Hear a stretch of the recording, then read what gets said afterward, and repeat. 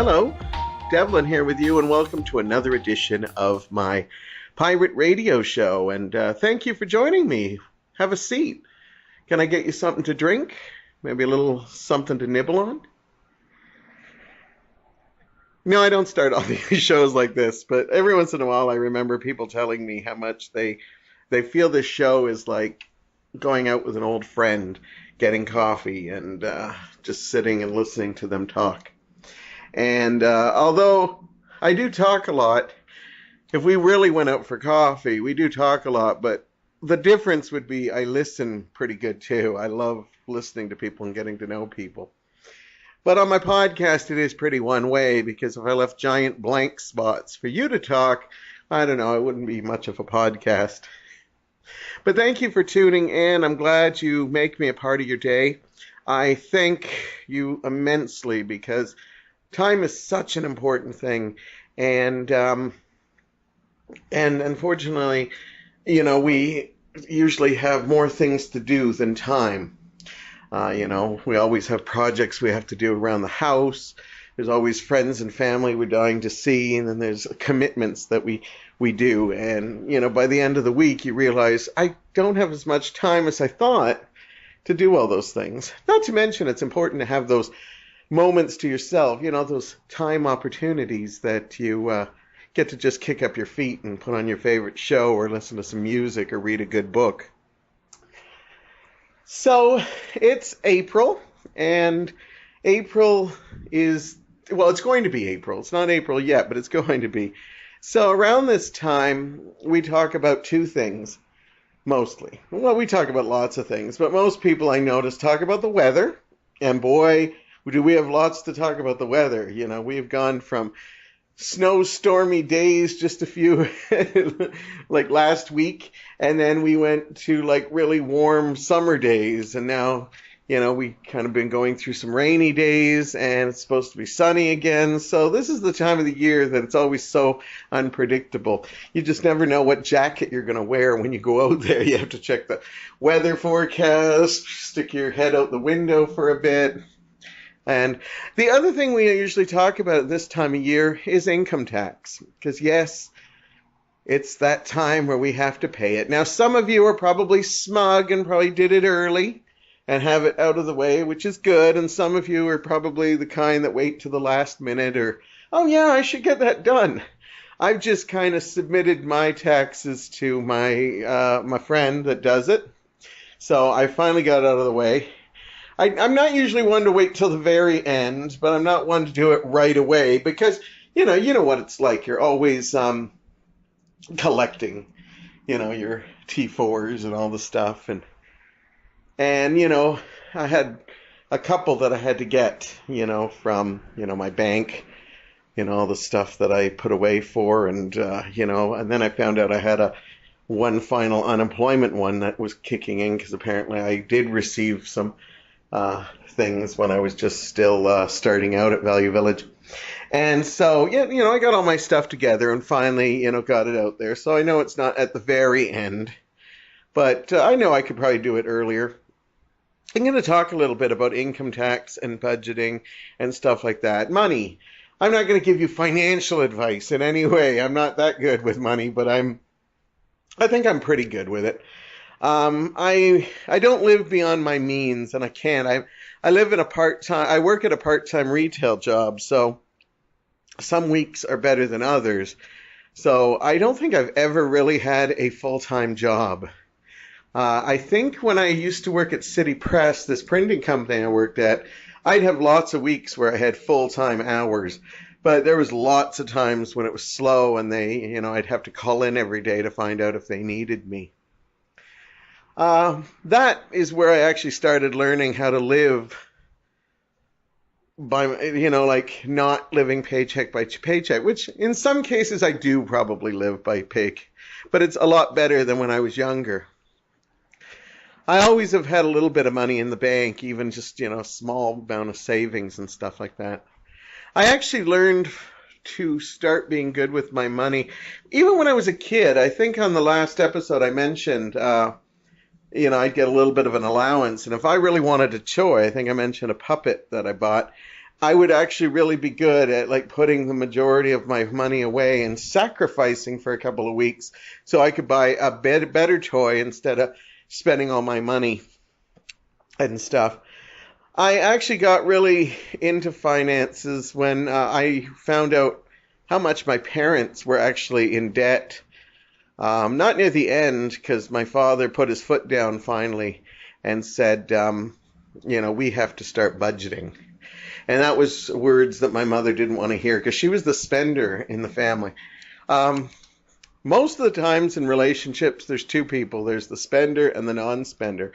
I have met couples where they've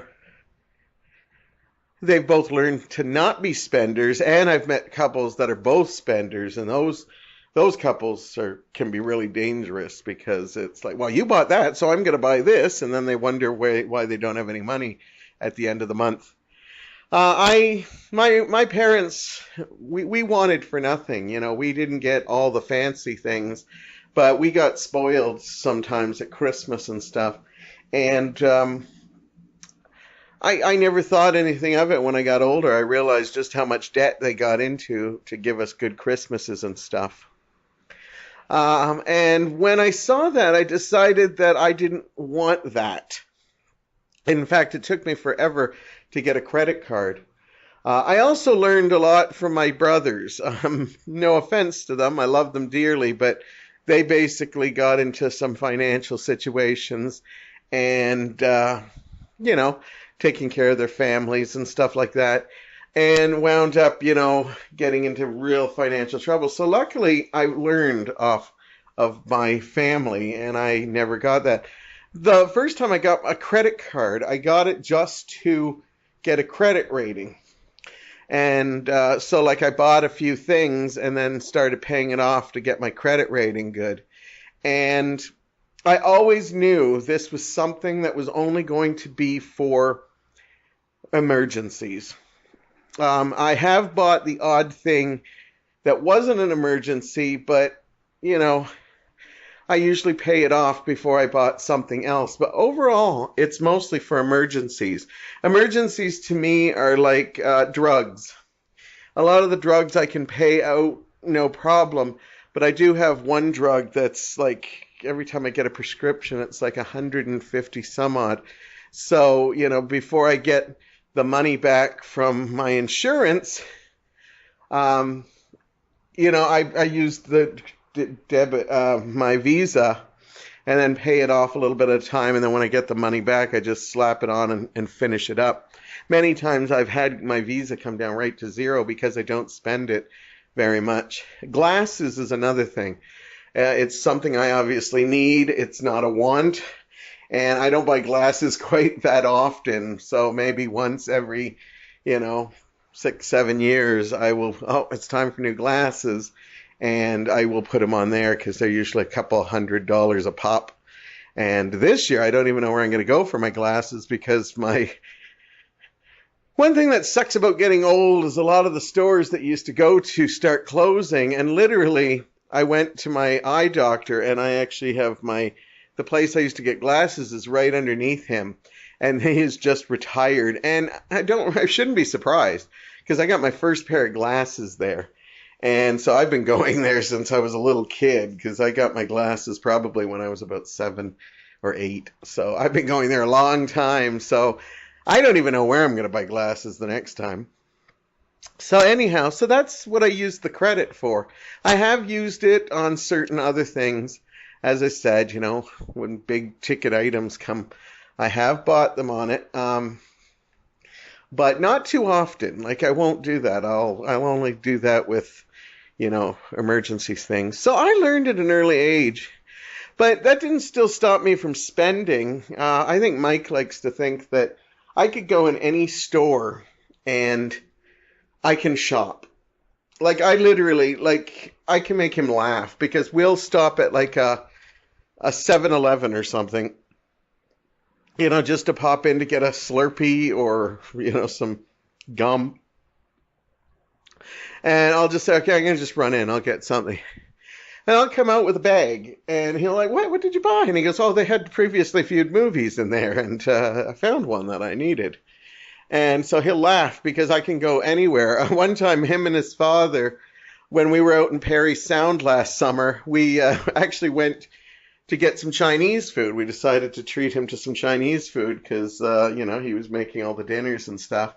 So they have like a few Chinese food places, but it's right on the main drag. And like they said, okay, it's going to take about 15 minutes and we'll have it all ready for you. So I said, well, I'm going to go walk down the main drag to give, Mike and his dad a little time to themselves. And Mike said, oh, he'll buy something. And his dad says, well, he only has 15 minutes. There's not a lot of shops here. They just have little shops. I go, trust me.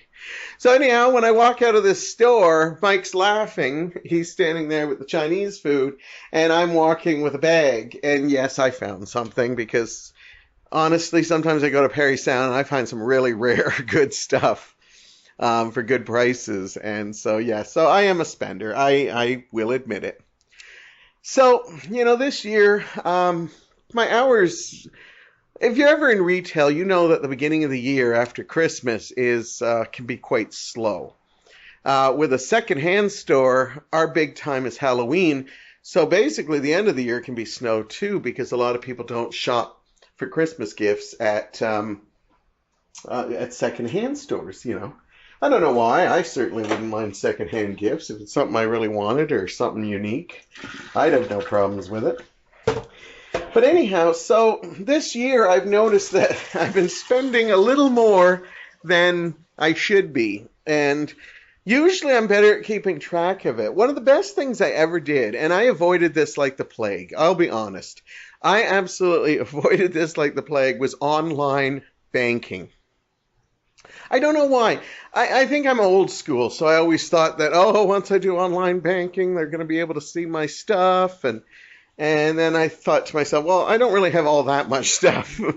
But, this is like a place that I can go now to see my, my Visa bills and my RSPs. And, I can like transfer money from my savings to my checking, stuff like that.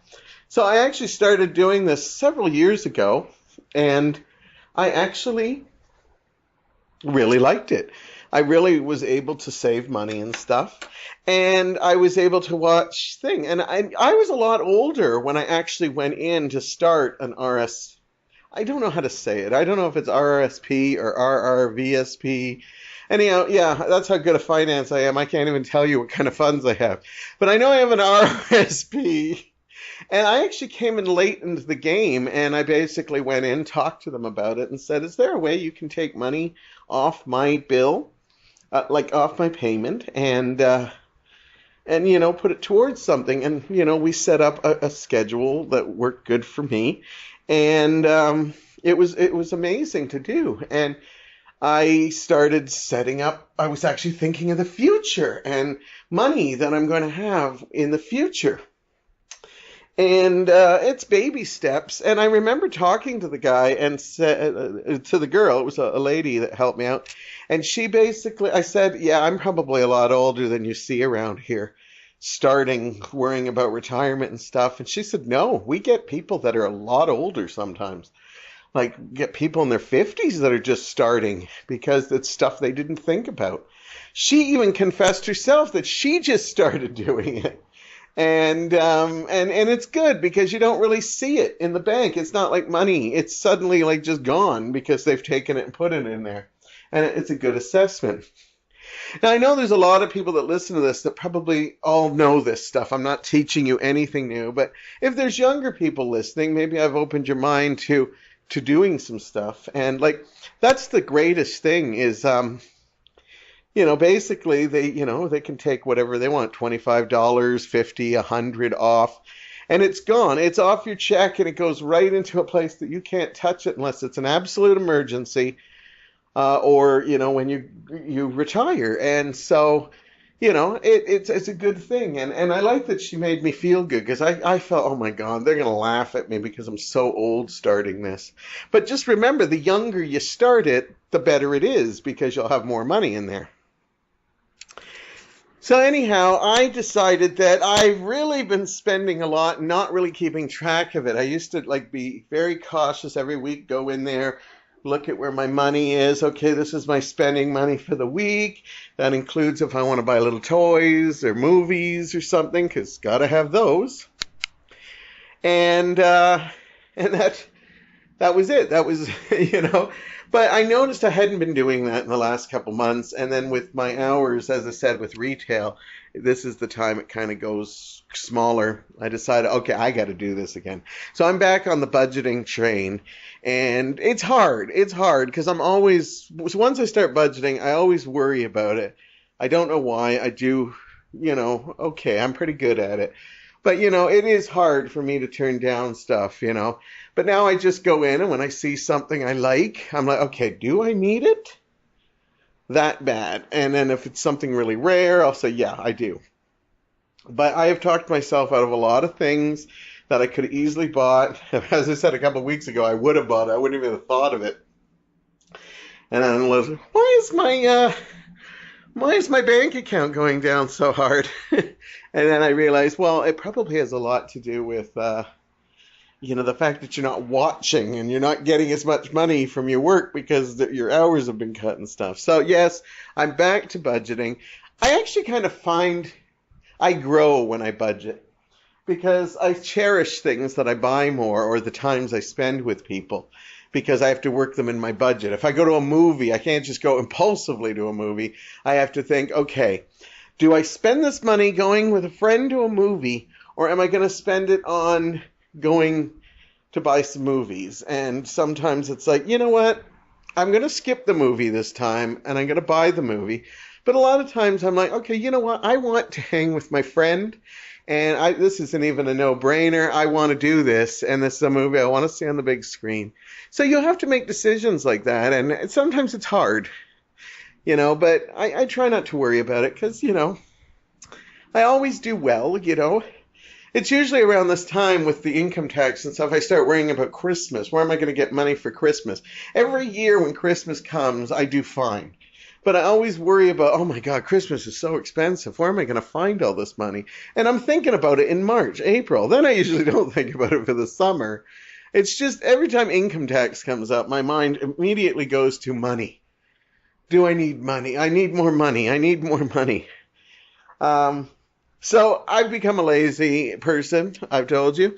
I could probably easily go out and find another job. Maybe not so easily, but I could find a job that gives me more money. But instead, I choose to work with what I got, and I'll work around the cutback hours and budget. And it'll make me stronger when I say no to some of those things that I really want. And you know what? If I really want it, I'll sacrifice something else, because that's how it is. If you are a young person, I strongly suggest budgeting. I know young people are the worst. They get checks and they just spend it, and then they wonder, oh, how come I have no money left? I know kids that are making a lot more than me, and they still have financial bills up to the wall. I can't even imagine that. Because as I said, I don't have a lot of bills, but I do a lot of sacrifices too. Because people tell me, how do you do it? And I go, first of all, I'd be lost if I didn't have Mike. I have a wonderful partner that, we share all the house bills and stuff like that. We're not the kind that put all our money together. We literally both have our own things. But I'd be lost because he does a lot. And I have to say that because he's got a full-time job and stuff like that. We always worry, God, what happens if you... But we try not to think about that because you worry about those stuff when they happen. But, I tend to worry about that when that doesn't. But the other thing is, you got to remember, I don't drive, so I don't have car insurance. I don't have a cell phone. I don't have cell phone plans. We have our landline and our internet, and, I pay towards that. But Mike and I, neither of us have cell phones, and that's a huge one that, has become a necessity in our society. They have made us, you have to have it. Just like a couple years back or a couple decades back, you had to have a computer. So some of those stuff are necessities. Although it's not for me, I understand why a phone to most people is a necessity now. Because, the society told us it had to be. Now it actually is. because, when people tell me, oh, yeah, well, you have to have one now. And I said, yeah, I know, but that's because they got it into your head. And now that you've used it for so long and you now rely on it too much, yeah, now it becomes a necessity. That can be anything. I'm sure they did that with televisions. I'm sure they did that with phones when they first came out. You have to have this, and they talk you into it. Yeah, TV is a necessity for me. Is it in reality? Probably not. But they've made me have a lifestyle that made it a necessity for me. So anyhow, don't get too bogged down on finances, but keep an eye on them, And if you're an older person who hasn't even thought of the future, it's never too late. I suggest making a meeting for you at the bank and taking a little bit of money, because even a little bit of money adds up in time. And then when you're in a better place, you can always add to it. But, you got to think of the future sometimes too. I also recommend online banking. You can watch your money, and it really shows you, like, it tells you when your next Visa payments bill, or you can pay other payments on there. If I need something more in my checking, I can move it in my savings all just with a couple of clicks. And you can watch it. Like, it's not like, oh my God, I only have this much left. You can watch it, and I think it's a good thing. And, yeah, get your income taxes done. I know many people that don't, oh God, I'm not going to worry about it this year and stuff. And then, 7 years later, they're rummaging around trying to find all that information so they can get it all done, because that screws you over after a while. So be a good little Canadian citizen and do your income tax. Think of the future, and trust me, you'll still have some money left over for having fun. I hope. I really hope.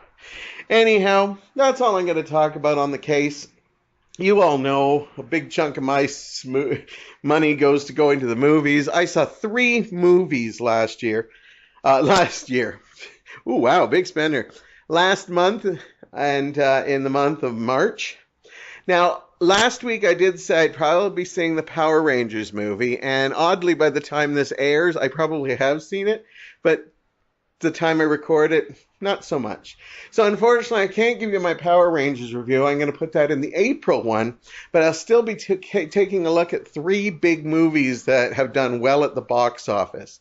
I've got Logan, I've got Kong Island, and Beauty and the Beast, and I'm going to take a look at all 3 of those movies when I get back. Yes, it is time to grab your popcorn, your favorite beverage, and sit back as I take you to the movies this past month with the 3 movies that I got to see this month. Now, March is one of those unusual ones this year, because usually in the summer I look forward to it because of all the big blockbusters. But March had every week had a different movie that I was dying to see, and really looking forward to all of them. And I was actually a little disappointed by all 3 of them in various degrees. And I'm going to talk about them all coming up for you. The 4th one was, as I said, the Power Rangers. Haven't got to see it by the time I recorded this, so I'm going to put that in the April. I hope it doesn't let me down, because that would be 4 for 4, and I don't like that. I like at least one hitting. Maybe I'm just going through that phase that I'm starting to see a lot of independent films again, and they're reminding me how good the movies can be. But I still like a lot of blockbusters, and you know my love for horrible films. Anyhow, let's roll them out. All these 3 were big successes, and you'll find them in theaters right now. Of course, unless you're listening to this way later, then you can probably find them on streaming or DVD or whatever your preference is. We're going to kick things off with Logan. This is the brand new Wolverine movie, the 3rd in the series, and I guess part of the X-Men series as well. It stars Hugh Jackman again in what they're saying is his last role as Wolverine. And Patrick Stewart, who is also plays Professor X, he has also said this will be his last movie as Professor X. So they both stated that. I think they're probably true, but you never know. I think they can always come out for retirement if it's a good script or if the check has a lot of zeros on it. I feel in Hollywood you should never say never. But anyhow, going into this, knowing this might be their last film, seeing them in so many films, Wolverine has been in like 7 or 8 films, whether he's just doing a cameo or if he's been part of the X-Men universe, and Hugh Jackman should be commended for his role. Many of you might not know this, but Dougray Scott was actually the actor who was supposed to do this. But because filming of Mission Impossible 2 went overtime, he had to actually bow out, and Hugh Jackman took the role that would go on to change his life. How much so? Well, you probably have heard of Hugh Jackman. Unless you're a real movie buff or TV buff, you probably don't know Dougray Scott. But that tells you just how one little role can go. And this one little role was excellent, making his debut in X-Men and then moving on to all the other X-Men movies and starring in 2 of his own, and now 3 of his own. Logan, just by the tone of it and trailer-wise, you could tell we were getting a different film, and because of the success of Deadpool, they decided that it was going to be an R-rated film, which is something Hugh Jackman has wanted for a long, long time. I actually really liked Logan, but I didn't love it as much as everybody else did. Like, other people are calling it, oh my God, so tremendous and Oscar worthy, and I'm happy that you got that kind of love out of it, but unfortunately I didn't. I did enjoy the performances. Hugh Jackman always brings it. He's a really underrated actor in a lot of ways, and people at this point, he could just mail in Wolverine, but even in the worst Wolverine movies you can imagine, he's always just brought it. He's just had such a respect for the character, and this is a nice wrap-up for the character, even though my problems with it are, one, I'm not a big fan when they shift tones in movies. Don't get me wrong, I don't mind if a movie, are different. Like, the movies like Aliens, Alien 3 are all 3 different movies. They're different styles, they have a different feel, but they establish right from the start that these are going to be different feels. When you do a series like X-Men and Wolverine and the First Class group, they have established a tone that's kind of dramatic but very light. And they've got light moments in them too. There are a couple of light moments in Logan, but overall this movie is really exactly what you get from the trailers. The trailers make it seem like that Johnny Cash Hurt playing basically tells you we're in for like a real basic heart-wrencher type thing, and it's going to be gritty and it's going to be thing. It follows loosely the comic book story Old Man Logan. I hear loosely, I'm not familiar with the comic, but I hear people said they did take their liberties on it. And basically, Logan it's in the future. You can't really tell. There's only a few times that anything looks futuristic in this movie. But it's a little bit in the future where, mutants are basically, pretty much gone and in hiding. And, Logan is growing old. And, he's got Professor X, who's kind of somewhat loses his mind a bit, or seems to have. He's pretty lucid for somebody who's totally out of it.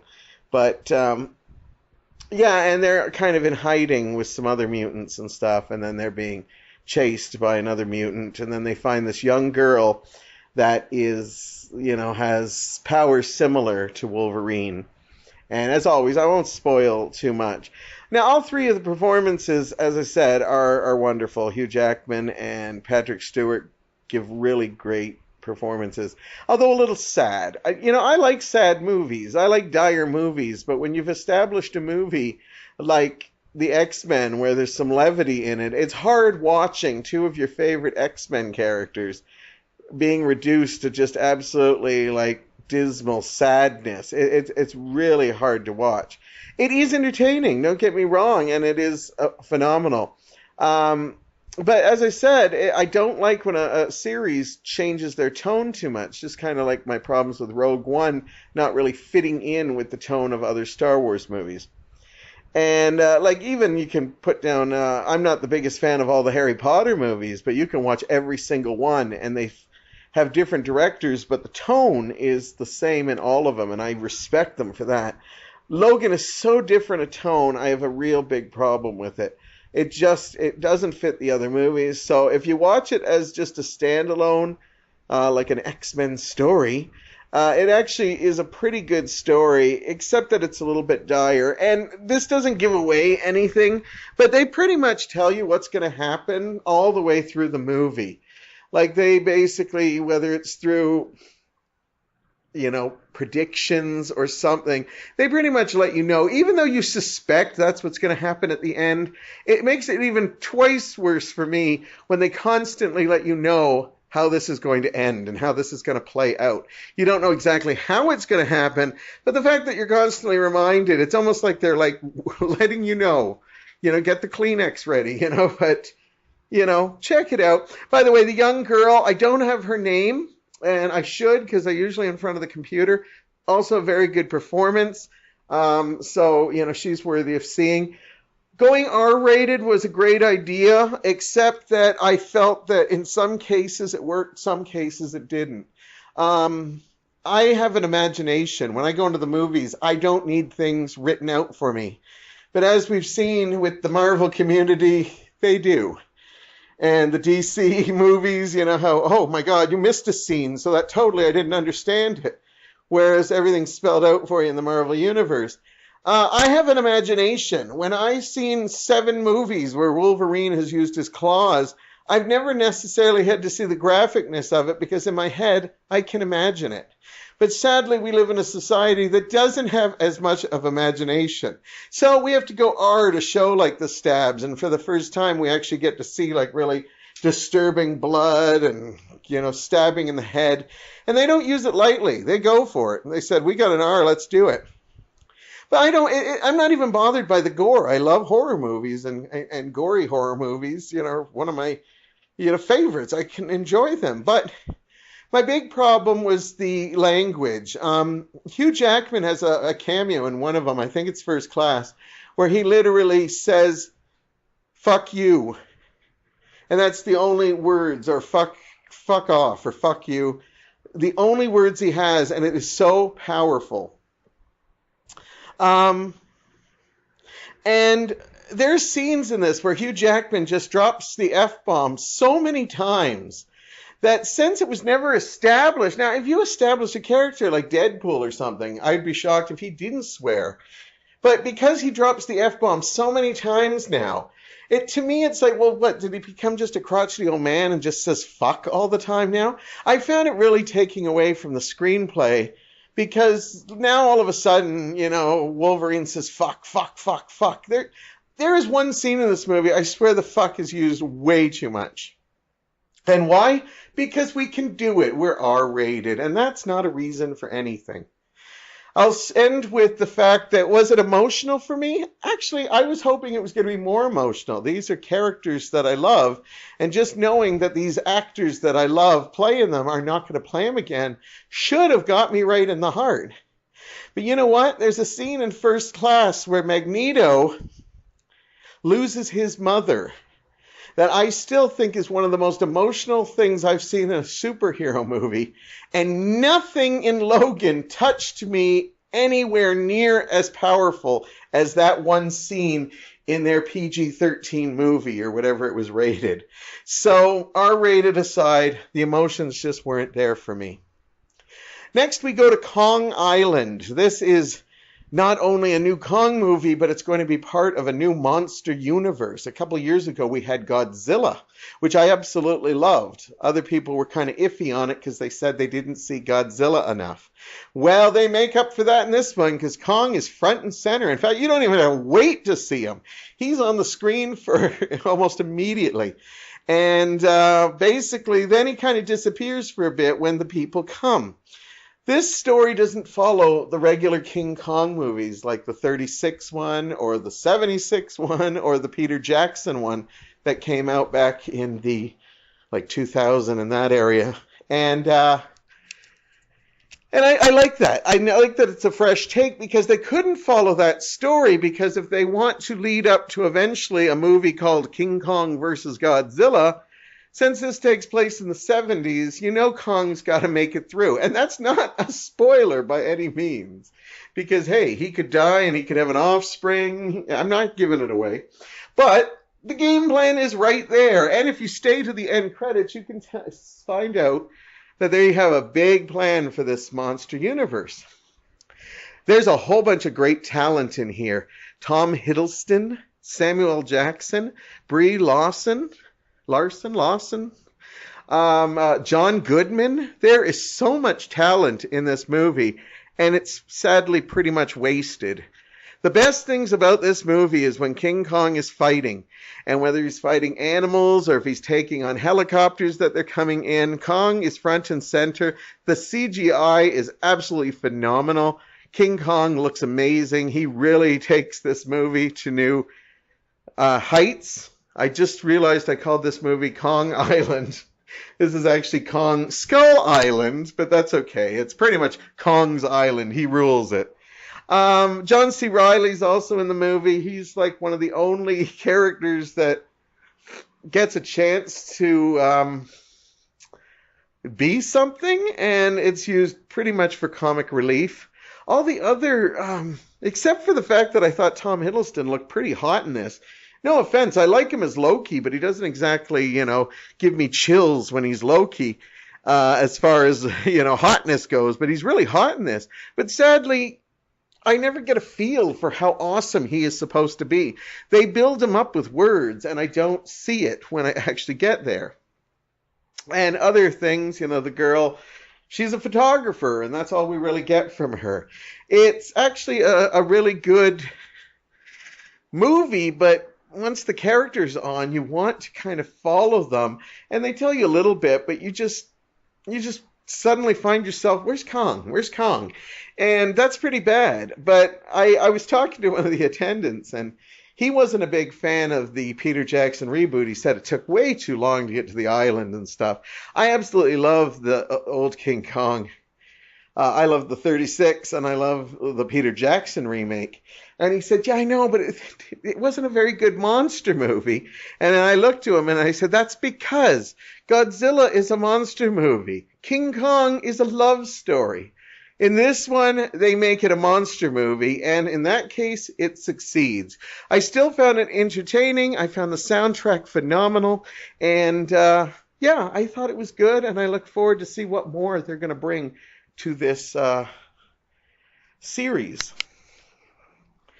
Finally, up next is Beauty and the Beast, and this is the Disney live action, and a lot of people love this movie, and I'm glad you do. I knew people would love it instantly because it's going in with a lot of nostalgia. Beauty and the Beast is one of the most beloved animated films, so why wouldn't people like it? Even if it doesn't live up or is better than it, it's still going to have that nostalgic feel, and it would have to really mess things up in order to not get it. Now, let me get something straight. I like Beauty and the Beast, the animated version, but it was never my favorite. Lion King, Little Mermaid, a couple of other ones I still think are way better than Beauty and the Beast. I've never liked the story of Beauty and the Beast. So I'm going into it a little bit more, but I'm also going into this movie hoping that because I'm not the biggest fan of the animated movie, that this movie could win me over even more. Well, unfortunately, I'm sad to say I didn't like it. And I actually gave it a passing grade the first 2 days, but I keep thinking about this movie, and I keep thinking to myself, I actually think I don't like it now. The more and more I get into it. People go on about stupid things, but I'm going to analyze this to death a little bit here because of the fact that I think this movie should be analyzed a little bit. The problem I have with the Beauty and the Beast story is it is truly Stockholm Syndrome. This is the problem I have. A lot of relationships I find are now based in reality on basically two people who know each other, start dating, they don't give a chance to anyone else, and so they just assume, well, we're connecting, everything's going good, we're in love. And that's what I feel with Beauty and the Beast. There's a meme that's online that basically shows Belle leaving and leaving her father in the prison, and then basically you see the Beast dancing with the father dressed in Belle's dress. Now, I don't know if it would go that far-fetched, but honestly, I find it kind of disturbing in some ways that they're pushing this relationship. Now, I didn't feel it as much as in the animated movie, but in the new movie, I feel like, one, they're working all together to make Belle fall for her. Even though they've made Belle like a little bit more rounded as a woman, they're being commended as, she's the inventor now, and she's a strong, independent woman. And I'm all for that. I had no problem with her making inventions and stuff. I'm fine with that. It's kind of cool. But when you get to the point where her only friends become these animated objects or inanimate objects that are magically brought, like the candlestick and the clock and stuff, and yet behind their back, all they're talking about is how desperately they want to be humans again, and we got to make them fall in love.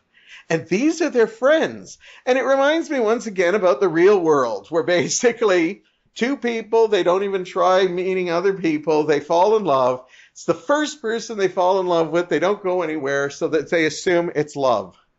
Then what happens is their friends are like pushing the relationship because it has to be a positive relationship.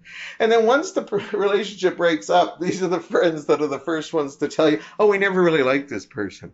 And that's what I see this as. I don't see it. Now, I just watched the animated movie a little while ago, again, before this came out. And even though I'm not endeared with it, I did find some things that I found overly positive about seeing it again. But I feel they lost it a lot in this movie. I think it's great you make Belle a very intelligent woman, and, I thought she was kind of intelligent in the first one. She read books and stuff. But I also found she was actually very endeared by the town. In this one, I find her to be very snobby and putting down the town. Where in the movie, I felt more of her just wanting a sense of adventure, wanting to get lost in the books, finding true love. In this one, I just felt like I'm way better than all these people, and screw it, I don't care, which makes me wonder why the town didn't really, take to her and call her odd and stuff. Because I know what it's like not to be part of the status quo. That's how it is. You say anything against it, and suddenly you're an outcast. So anyhow, I like the performances by Emma Watson and Dan Stevens. One of the big problems I have in this movie. Oh, and I should mention Luke Evans as Gaston was really good too. What I had a big problem, multiple problems with, I was surprised how bad I found the CGI. Now, I didn't go see a 3D performance, so I saw it in 2D, and I found that the CGI was horrible. This was the same company that gave us that wonderful Jungle Book around this time last year that almost looked like they went into a jungle and filmed it, and then you found out later that they never even were anywhere near a jungle. It was all green screen. I found so much of this to look bad, especially the Beast's face. When he talked, I found it was very cartoonish. I thought one of the things I hate in the animated movie is the objects that talk. The reason why is, to me, it was just filler. I just felt that they couldn't do the story without having someone else there to move the story along. And I felt them extra creepy in this movie. I didn't find them endearing. So one thing this new movie did was actually endear me to the animation of the animated objects in the old one, because Mrs. Potts talking with a mouth is much better than the high-tech CGI that's basically, it looks like the old Kool-Aid jug that used to talk. That they animated way back in the 50s and 60s. And back then it was groundbreaking, and here they are using it in 2017. Now, I don't mind bad animation if the story's good. I can forgive them for that. But because I was seeing it so much, I couldn't really take it. Another big problem I had in this is I was excited when Disney announced they actually were going to have their first openly gay character. Disney ran with it as they do, and I was excited to see this, because especially when I saw some people with their nose out of joint, like, oh, I'm not taking my kids to this, there's an openly gay character. Now, in the animated thing, I think the character's name's LeFou or something. He's Gaston's best friend, and he's blatantly got a man crush on it, but they don't just come out in the animated thing. You just kind of read into it, but not too much, and it's just nice. It's there. But this time they really decide to play it up a bit and make him like go for it. And I give them credit for that, but I was really hoping this was going to be a groundbreaking moment in gay cinema. And all I could see was, oh my God, they have brought back the old stereotype campus fag. This character is all based on his sexuality. And not only that, but he is not only just based on his sexuality, his love for Gaston will even make him lie to people and even be a part of attempted murder. And so he becomes an evil character too. So here I am, the new Beauty and the Beast is being looked at as one of this groundbreaking movie because they got Belle is now a really independent woman, and I'm so proud they did that. But at the same time, they've got people applauding and cheering for a character that we've gotten rid of in the 50s and 60s because they were considered bad stereotypes. And now you got him going like, ooh, Gaston and stuff, and doing the flamboyant gay thing. And I am not a gay activist, and I can enjoy when people are flamboyant. But when you go and tell everybody we've got an openly gay character, and once again, Disney's propaganda has everybody rooting for this character, even though he's evil. And the character, his only thing going for him is his sexuality. We don't get to see anything the way he thinks, what his life is like without Gaston. He's supposed to be a subplot, but the fact that they got him prancing around like Tim Curry at points, it's just, like in Rocky Horror Picture Show, it's offensive to me. I was looking forward to this. At least Power Rangers has the first openly gay superhero in it. I hope I have better reports next time I review movies. I don't even think I liked Beauty and the Beast. The more I think about it, this movie angers me. I love that people love it and you go ahead and love it. Movies are subjective, so you loving it is just the equivalent of me hating it. It's everybody's own personal taste. But it bothers me that people just rave about this movie and there's so much wrong with it. But, oh well, this will pass too. As for ratings, I'll give Logan a 7 out of 10. I'm going to be kind to it because overall I did enjoy the performances and the story, even though I think they did go a little over the top. Kong Island, I'm going to give a 6.5. I did enjoy it, but I didn't think it was as good as the Godzilla that they made for the first part of this series, and I certainly didn't think it came anywhere near Peter Jackson's King Kong remake that they did. But just for Kong alone, he's getting the majority of the 6.5 here. And I'm sorry, but for Disney's Beauty and the Beast live action, right after I saw it, I probably would have got this a passing grade, but the more I see it, I think it's only worth about a 4 out of 10, and most of that is for the performances. I really thought the CGI was terrible, and I can't forgive them for once again making people believe they've done something special by having an openly gay character in the story, but reinforcing the old stereotypes of old Hollywood. We're dating back to the 30s and 40s here. It's absolutely ashamed, and I hate that Disney's going to be applauded for this groundbreaking role when they should be ashamed of themselves for doing this. Anyhow, on that note, I'll give it a 4 out of 10, for the little bit that I did enjoy it. That's my movie reviews for March. I'll be back in April, and I should definitely have your Power Rangers review on that one, and we'll see what the fate of the Furious will be with my review on that one, and whatever other movies I get a chance to see next month. I'm going to take a short break and be back with another topic for you. And we're back, and here for the final segment, and I'm going to just let's do a segment off the cuff here. Well, pretty much everything I do is off the cuff. If anybody thinks I actually practice most of this stuff, all you have to do is listen to an episode. No, he doesn't. Anyhow, I've been in retail now for 4 years. Before that, I was in a print shop, and I did a little bit, I worked with customers and stuff, but I didn't really have that, interaction that I have now.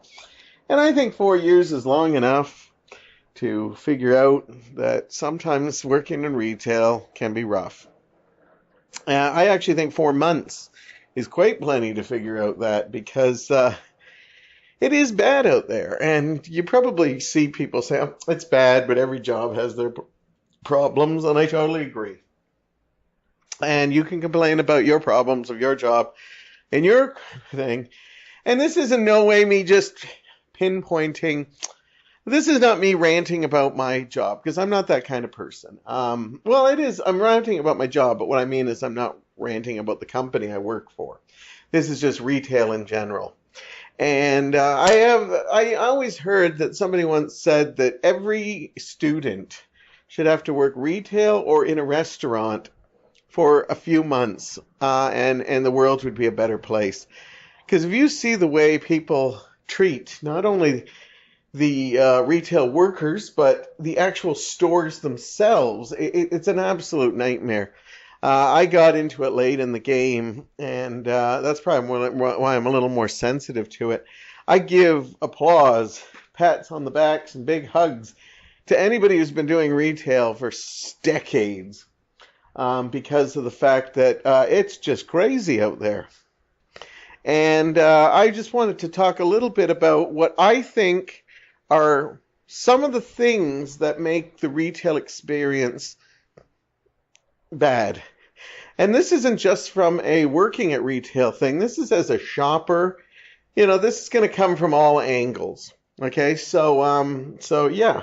See if you agree with me on them, or maybe you don't have any retail problems. Maybe you go into a store and think, oh no, everything's absolutely quite fine.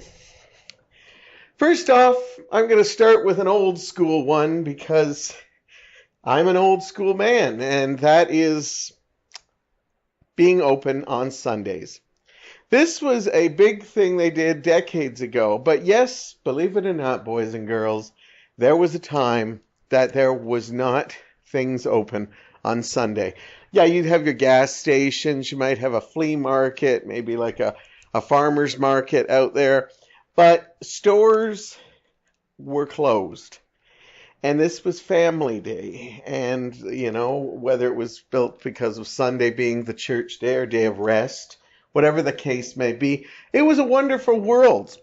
And I even remember, even though I'm an adamant shopper, I even remember that when they opened things up to Sunday, I thought to myself, do we really need this? Do we really need this? And I have a feeling this is a big part when stuff started to fall apart, because of the thing that, yes, it's convenient now that we can shop 7 days a week. But it also meant that employers now had to get another day where they hire stuff. So that means that, another day to, pay for people. And that's not always easy sometimes. And it also made us, I think, a little greedy. Because now we have the convenience that we can shop anytime, and we feel that we can. And we get pissed off if we can't. But the world was actually quite a nice place back in the days when Sundays were a thing of beauty, a thing of rest, because you would stay home and have big family dinners and talk with them and play games with them, watch TV together, hang out with your friends, go out and do activities. Yeah, but now, no, it's just easier. We can shop pretty much all the time. And, I know from places in the States, I don't know if there's many here, they have like Walmarts and stuff that are open 24 hours a day. Convenience is a good thing, but it's also one that I don't know, it's just made there for greed. I think it's more for greed than anything. Yeah, it's always nice to have convenience, but, we don't need it. We don't need it. Because I'll tell you what happens is that we just want more of it. It's amazing the amount of people that come in and shop. They can shop for 3 hours And the 3 hours, they're loving every minute of it. And then they come and have to stand in line for 10 minutes and they start yelling, open up more things or, stuff like that. Another thing I'm not a big fan of is when customers are, shopping on their lunch breaks. They run in and look around, and then when they can't get out fast enough, they blame it on the cashiers and stuff like that. That's all based on convenience, that we get to a point that we just think that everything should be a convenience, everything, and we should be able to shop it whenever we want and stuff like that. It was a big mistake. Another thing is letting your kids just do whatever they want.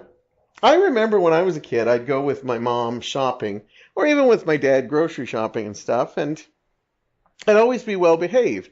They'd always tell me, not always, I'm sure I was a bad kid once in a blue moon. I'm sure my halo wasn't always on straight. But most of the times I remember hearing stuff like, don't touch everything. You'll go back into the cart if you're not. And it's amazing to see how kids just get away with so much, And the parents that try to tell me, well, we don't control our kids because we want them to have expression. We want them to have their own thing. And they're literally tearing the stuff apart. They're touching everything. Like, don't get me wrong. We have some wonderful parents that definitely show discipline and stuff. Discipline is not a bad thing. It is something that sets a tone. It doesn't have to be a negative thing. They have to act like civilized people. And discipline helps that, okay? No, we don't live in a world where you can just do anything. It would be absolute chaos. But it's amazing that, people are shopping and their kids are like 5, 6 aisles away. Now, sure, if they're a little older, that's understandable, but little kids. And then I can't, in the last 4 years that I worked, I can't count how many people are always yelling their kids' names, trying to find them because they have no clue. And they wonder why kids go missing so easily. Honestly. And it's not just like people apprehending them. It's the kids are constantly running to the doors, running to shiny things, running to toys. But the parents don't care because they're looking at, holy mackerel, look at the price of margarine. Ridiculous. Absolutely ridiculous. Another big problem came when they allowed food and drink in the store. Now, technically, food isn't allowed in the store. But once we okayed bringing your coffee or your water bottles in, now, don't get me wrong. I think water bottles are understandable. Bringing water in. Some of us get dehydrated. In the summer, it's important to stay hydrated. Not important to have food and drink in there. Bringing our big coffee cups. Bringing our Tim's, cafe latte things. Now, don't get me wrong. If people handled this better, it would be fine. But the amount of spills or empty cups shoved in the thing, it's unreal. These people work hard and they try to keep it as clean as possible.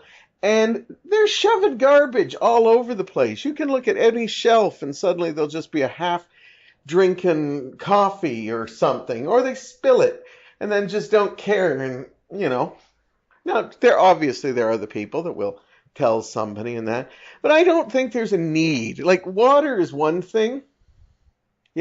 Obviously milk if you have a baby or something, that's fine. But if you're going to be in a long endurance test in shopping marts, and this is not only just the case of the people bringing the stuff in. I know a lot of places have Tim Hortons, Starbucks, McDonald's connected to them. So it's basically telling you, please go right ahead. Other things like food, it drives me crazy. One of the things having to carry snacks for your kids to keep them occupied. Like, first of all, your kids should be eating and snacking at home. If you're out and about and have to do everything that you need to carry food with you for that kid, I don't even mind if it's a little snack, but you know how many times I've seen like those fish crackers all over the floor or cookie crumbles and stuff like that, just because the kid's like a messy eater and stuff like that. Again, we're trying our best to keep this place clean, and we constantly get people saying the floors are so gross and stuff like that. Well, maybe your kid wasn't. And it's not just kids. I've seen people, as I said, they come on their lunch hour. They have a half an hour or something, and they're running around to look for something. And I've seen them eating burgers, sneaking them in their purse and eating them, on the floor. I saw the other day a family of 4 who ordered a pizza and basically brought the pizza in and was eating the pizza as they were going around. Like, hey, you want another piece? And literally all the family had big chunks of pizza all around. You don't think I'm going to have like crappy napkins all over the place? And, like pizza drippings all over the floor? It's unbelievable when you, you see stuff like that. And, I've had people eating like stuff, like a poutine at the counter. And, you think, well, I can eat poutine because it's like in a bowl and stuff, and so I'm eating it. And then when they go to pay me, they hand me money, and I have big greasy gravy things all over my... You don't know how much hand sanitizer I go through in a day because of this disgusting thing. The only good news is I haven't really been overly that sick since I started in retail because of maybe using this hand sanitizer, but I also know that it's not helping me because of the fact that I'm becoming immune to germs. Anyhow, this drives me crazy. This absolutely drives me crazy. I actually praise people who you hear at the thing going, okay, we've checked out. Let's go grab something to eat. Let's go for lunch now. That's better. Okay? That's better.